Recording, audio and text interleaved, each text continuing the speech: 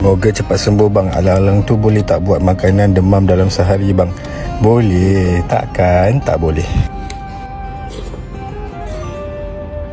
Kena sungai main kan? Kena ni.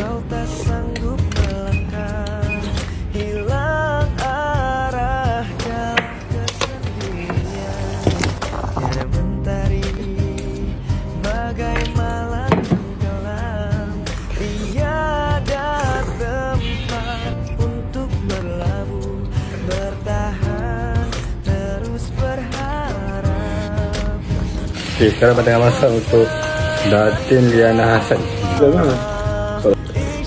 Thanks.